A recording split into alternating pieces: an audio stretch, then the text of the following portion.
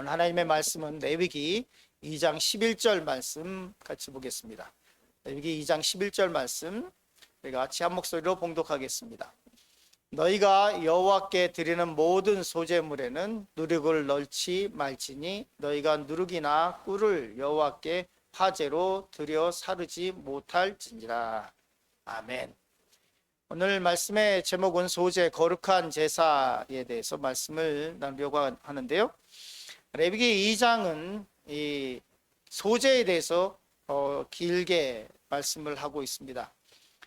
우리가 구약의 제사를 보다 보면 이 번제에 대한 중요성을 되게 많이 보게 되죠. 이게 소나 양이나 아니면 염소를 또 비둘기를 불에 태워서 드리는 이 번제에 대해서는 굉장히 많이 우리가 알고 있고, 그리고 또 번제를 많이 다루게 되는데요. 그런데 상대적으로 소제에 대해서는 이렇게 좀 곡식을 드리는 거고, 그래서 잘 모르는 경향도 있고 잘 쑥 넘어가는 경향이 있는 것 같습니다. 그러나 이 소제에 대해서 묵상하면 묵상할수록 우리의 삶과 직결되어 있다는 것을 너무너무나 잘 알게 됩니다. 오늘 말씀 첫 번째로 향기로운 제사에 대해서 말씀을 나누려고 하는데요. 레위기 2장 8절 말씀 보면 이렇게 말씀하고 있습니다. 이렇게 기록하고 있는데요. 너는 이것들로 만든 소제물을 여호와께로 가져다가 제사장에게 줄 것이요 제사장은 그것을 제단으로 가져가서라고 말씀하고 있습니다. 소제물 그러면 우리가 보통 어떻게 생각을 하냐면 그냥 이렇게 곡식단을 하나님께 드리는 걸로 이렇게 오해할 때가 있습니다. 어제 우리가 말씀을 봤지만 소제는 이렇게 곡식단을 그냥 드리는 것이 아니라 곱게 빻아서 빤 가루를 하나님께 요리를 하지 않고 쿡을 하지 않고 드리기도 하고, 이거를 화덕에 굽기도 하고 철반에 붙이기도 하고 삶기도 하고 이렇게 하는 것입니다. 그래서 드리는 것인데요. 이 말씀 가운데, 오늘 말씀 가운데 우리가 주의 깊게 봐야 되는 것은 너는 이것들로 만든 소제물을, 그러니까 이 제사를 드리겠다고 하는 사람이 그거를 만드는 거예요. 그러니까 이 고운 가루로 화덕에 굽든지 어떠든지 이거를 제사를 지내는 사람이 그거를 만들어서 가지고 오는 거예요. 번제를 생각할 때 우리가 잘못 생각하는 선입견 같은 것이 있는데, 그것이 뭐냐면 양이나 염소를 그냥 흠없는 것을 가지고 오면 그러면 제사장이 알아서 다 제사를 지낸다, 아니지 않습니까? 레위기 1장에 보면 누가 그 짐승을 죽이는 것부터 각을 뜨는 것, 거기에 이 내장이나 이것을 다 꺼내는 것을 누가 하냐면 이 제사를 드리는 당사자가 그것을 하면 거기서 피를 받아다가 그것을 받아서 제단으로 옮기는 것이 누구냐면 이 제사장이 그것을 옮기는 것을 하게 됩니다. 그것처럼 똑같습니다. 물론 번제를 드릴 때 나라를 전체를 위해서, 그리고 또 이 나라의 죄를 위해서 뭐 이런 것을 할 때는 제사장이 하죠. 그러나 개인의 죄라든지 이런 것을 위해서 할 때는 개인이 그 양이나 소를 잡아야만 했습니다.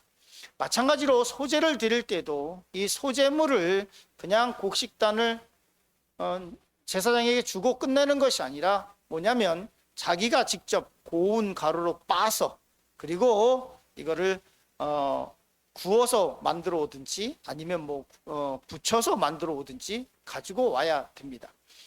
소제를 드릴 때 고운 가루로 빤다라고 하는 것은 이것이 굉장히 큰 영적인 의미라고 했습니다. 내가 하나님 앞에 바싹 낮아지는, 하나님 앞에 나아갈 때 내가 부서지는 것이고, 하나님 앞에서도 내가 누군데 이런 얘기해봐야 아무런 의미 없고, 하나님 앞에 아주 철저하게 부서진 모습으로 거기에 하나님 앞에 나아가는 것입니다. 그래서 너는 이것으로 만든 소제물, 제사를 드리는 사람이 만들어서 여호와께 가져다가 제사장에게 줄 것이요 제사장은 그것을 제단으로 가져간다 라고 성경은 기록되어 있습니다. 그리고 또한 레위기 2장 9절에 보면 이렇게 말씀하고 있습니다. 그 소제물 중에서 기념할 것을 가져다가 제단 위에 불사를 지니 이는 화제라, 여호와께 향기로운 냄새니라 라고 말씀하고 있습니다. 소제물을 드릴 때 어떻게 드리냐면 기념할 것을 가져다가 라고 하는 것은 뭐냐면 이제 이 소제를 드릴 때 곡식이라고 하는 것은 수확을 요만큼 하는 건 아니지 않습니까? 그러니까 소제를 많이 한단 말이죠. 그러니까 이렇게 뭐 큰 가만이라든지 이 가만이 전체를 하기보다는 기념할 것을 가져다가 어떤 것은 조금 이렇게 기념할 것을 가져다가 제단 위에서 불사를 지니는 화제다 이렇게 얘기하고 있습니다. 그리고 여호와께 향기로운 냄새라 이렇게 되어 있는데 레위기서에서 5대 제사를 말씀을 하고 있습니다. 우리가 좀 살펴봐야 될 것이 있는데 이게 잘 보일지 모르겠는데요. 좀 멀어서. 그러면 우리 5대 제사, 레위기에서 얘기하는 5대 제사는 뭐가 있냐면 우리가 잘 알고 있는 번제가 있죠. 그리고 지금 우리가 말씀을 나누고 있는 소제가 있습니다. 그리고 화목제가 있고 속죄자가 있고 속건제. 속죄제라고 하는 것은 이제 좀 쉽죠. 죄를 보냈을 때 속죄한다. 그럼 속건제가 뭐냐? 이건 뭐냐면 하나님의 계명을 어겼다든지 아니면 하나님의 성물을 손을 댔다든지 아니면 이런 거에 대한 것. 이것이 속건제. 그래서 5개는 번제, 소제, 화목제, 속죄제, 속건제가 5개입니다.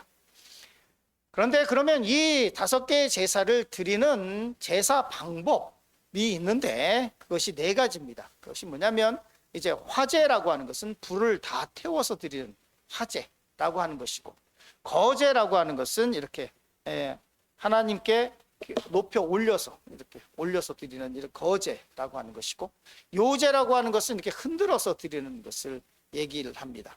그리고 또 전제라고 하는 것은 뭐냐면 그 제물에다가 뭘 붓냐면 이 포도주나 아니면 기름을 부어서 같이 드리는 것, 이것을 전제라고 말씀을 성경에 기록되어 있습니다.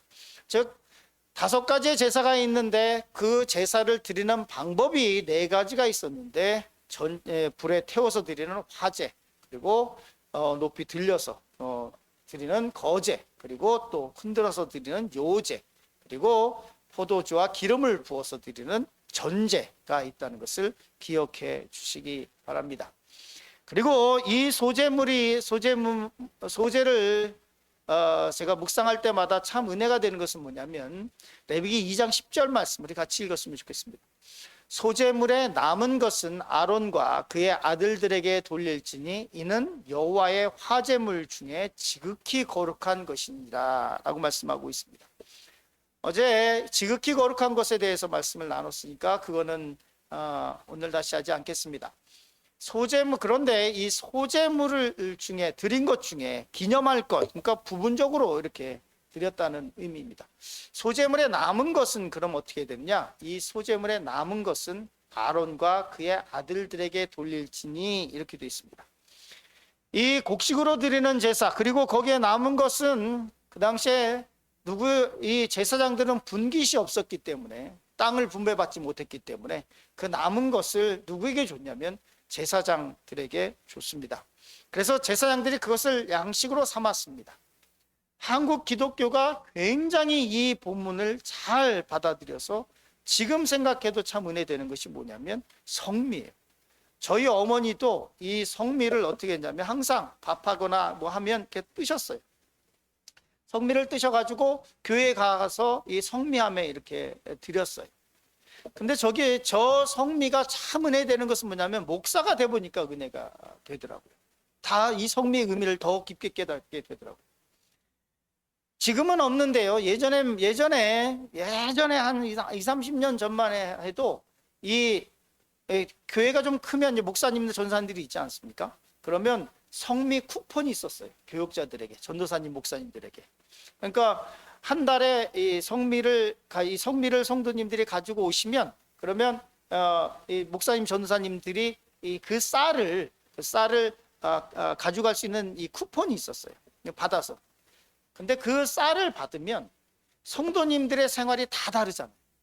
어떤 성도님, 부자 성도님들은 좋은 쌀을 가지고 오실 것이고, 아주 가난한 성도님들은 쌀의 종류가 많잖아요. 우리가 마트만 가도. 그러니까 이 쌀의 종류가 다 섞여 있는 거예요.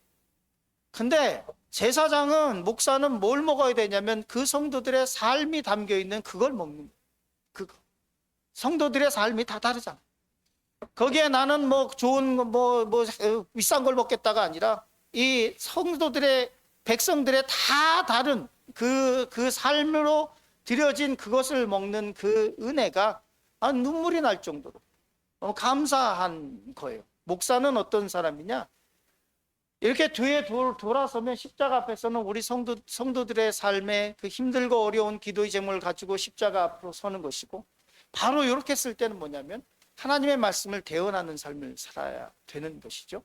그렇기 때문에 이 소재에 남은 것을 제사장들에게 드린다고 하는 것은 이 백성들의 아주 땀이 배어 있는 그 힘듦이 담겨 있는 그 소재물을 먹으면서 그 백성들을 위해서 기도하고 이 백성들과의 성도들과의 삶에서 구분되지 말라는 것, 이 은혜가 있습니다. 두 번째로 이 소재를 드릴 때 해야 될 것과 반드시 해야 될 것과 하지 말아야 될 것이 있습니다.